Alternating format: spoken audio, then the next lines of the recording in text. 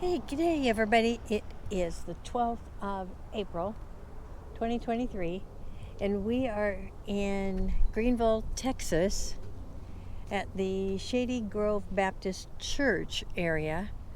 And we're going into the cemetery because this is the cemetery where Rick's grandparents, my Meemaw and Pawpaw. Well, Meemaw and Pawpaw is what they call him. So his grandparents on his daddy's side, and some of the on his mom's side, possibly. But this particular headstone is George, Winnie, and LB, and this was Rick's mom's brother. No, that LB. was my mom's Your mom's mother's brother. Yeah. So it would have been her uncle. Her uncle. So we found one, just getting in here to begin with. So that's pretty cool. Onward and upward. Oh, look at this. Well, wait, maybe. Here's Logan. Here's Logan. We didn't get very far. We did not. And who was Logan? George. Logan, I'm not positive, but Logan is on the family tree, so it could be that this was their father. Ooh. Logan and Nancy. This could be my great-grandfather on my mother's side. Great-grandfather on your mom's side, yeah. Grandmother and grandfather, great. 1849 to 1932 and 1851 to 1936. Golly. So we did find J.B. Dunbar. And Rick has to think back now on how that is related. But we've darn near walked the whole cemetery. First Dunbar we have found, though. No. And we have found one more. Aurelia and William O. Aurelia passed in 1937 and William in 1928. Born in the 1800s, 1853 for William, 1854 for Aurelia. Right next to this Dunbar's. Right next to JB. Right next to JB, and we didn't see it. Headstones are turned opposite directions. So this Dunbar, this Dunbar. So we're finding them. Got a couple. Found two more Dunbars. Annie Dunbar, December 6, 1900. January 22, 1977. Elmer Dunbar, July 19th, 1894 to April 6th of 1969. Yeah, that's my dad's mom and dad. So your grandparents, grandma and grandpa on the Dunbar side, your dad's side. That's cool. We found them. They got married in. So anyway, we enjoy scouting out some of these cemeteries that have Dunbar history to it. So here, I don't know if you can see it with the shadow. This is the grave of my granny, my mother's mother, Penny. And she died in 1981. George, whom I never met, my mom's dad, died when she was 8 years old in a fire. He died October 14th, 1937. She never remarried. And somewhere nearby here is supposedly my Uncle Billy. So we'll look for that. Here is a Will P. George. July 13th, 1869 to February 15th, 1909. Cora L., wife of Will P. George, December 22nd, 1873 to June 16th, 1931. Not sure how many Georges in our family are buried here, but we will look. Here is another George.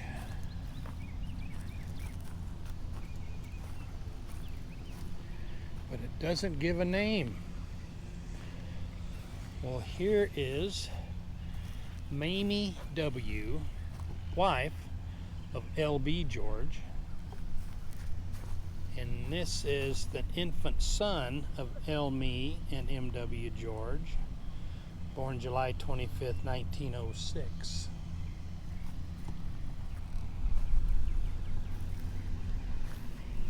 So it looks like the plot for the Georges. And two of them made it into this plot. And I'll look around here to see if there's any more Georges here. I don't recognize those names, but doesn't mean they're not related in some way. Here is a gravestone of Lee L. George and Ada L. George.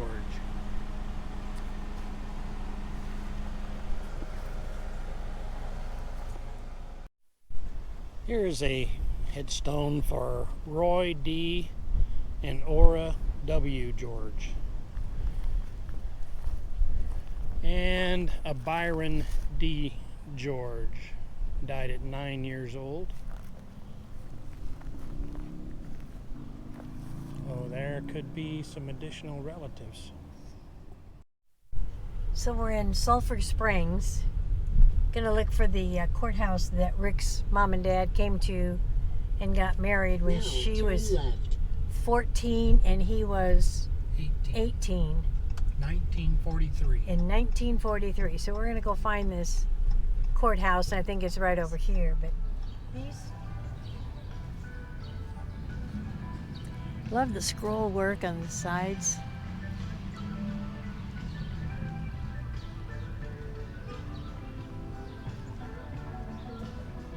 Could you imagine being 14 years old and 18 years old, telling your parents you're going to a movie theater here in this town,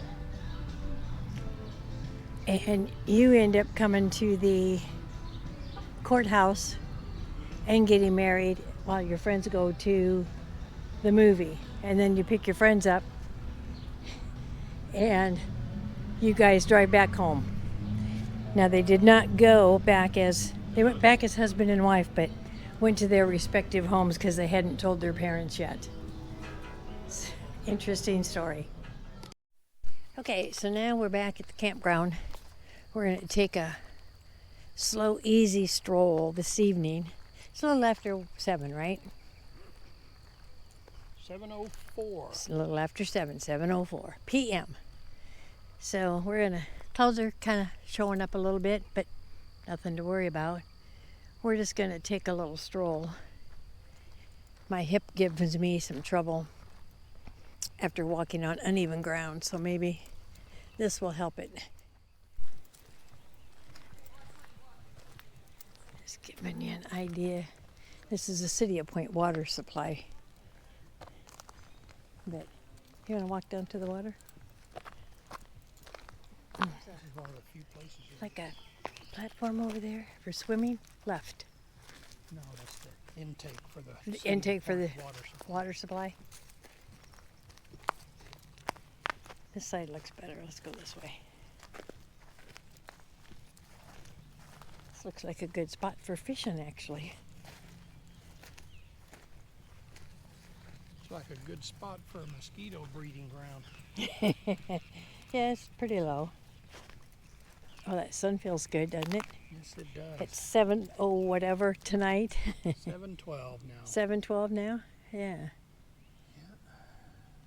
Pretty cool, reflecting off the water, but little buoys out there to avoid that intake.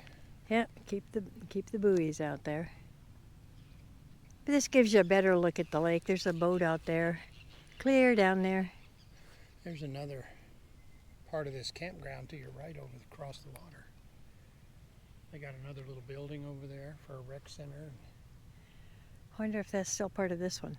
I believe so. I think That's part of the ones that are 35 foot and less. Yeah, over there, I think so. that way. Got a power boat back there, got a pontoon out there. Got another one down there off of a dock, it looks like. Yeah. So now we're going to head down another section down around the lake, and we'll see what we are down there. So we walked past the dumpsters. I'll move out here. Past the blue dumpsters on the road, just on the other side of the blue dumpsters, and walked down to the lake that way, and we've come around here. Now we've come up this section, and we're going to go somewhere from here. We'll see. We'll see where we go. But I mean, it's a huge campground. Hardly anybody here. The issue a couple of us have with this campground is there's no pull-throughs, and they have this entire open field, right, that they could make pull-throughs and increase the revenue for pull-throughs. If you have 50 amp service in any of these 1,000 trails, collections, sites, campgrounds, you pay $3 a night to have that 50 amp service. If you have 30, it doesn't cost you anything. So because we draw a little more power and we like to do that, and I like to use my washer and dryer, and if it's hot, we want to run all the AC units, not just one or 1.5. And so $3 is pretty darn cheap camping. But it is on top of your full membership, which is quite spendy. But then you should make these available, all 50 ampers to straight 50 ampers and nothing else. But that's just my opinion. And you know, they may not listen to me, because who am I? Other than Judy Dunbar. Judy Ray. The one and only Judy Ray. You don't want to know me. Yeah, thank gosh for that one, right? All right, we'll give you more in a little bit. Now he wants me to play horseshoes that I've never played in my life. So I think we're missing some, aren't we? Oh no, two and two. All right, so we'll let you know how this turns out. All right. Lesson number 1. So, I think if you know how to play, you'll know how this goes. So I'm not gonna subject you to the pain and suffering of Judy learning this. So this is Judy's first time ever playing horseshoes. So I'm going to be optimistic and stand down here by the post.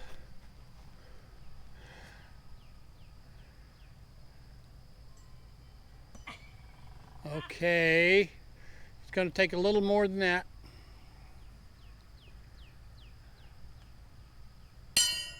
Okay, that's a little more than that. That's good.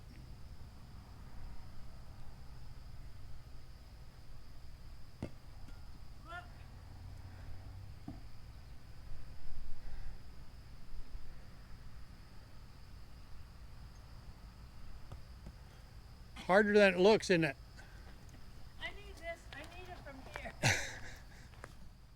So now you can see coming through the trees where the sun is shining off of the waters how much lower it's gotten. It hasn't gotten much darker out here at all. But that's where the sun is shining at a lower angle off of the water. But we'll be back at the camper before the lights come on and the sunset hits. But it's changing the colors of the water, so you know it's coming.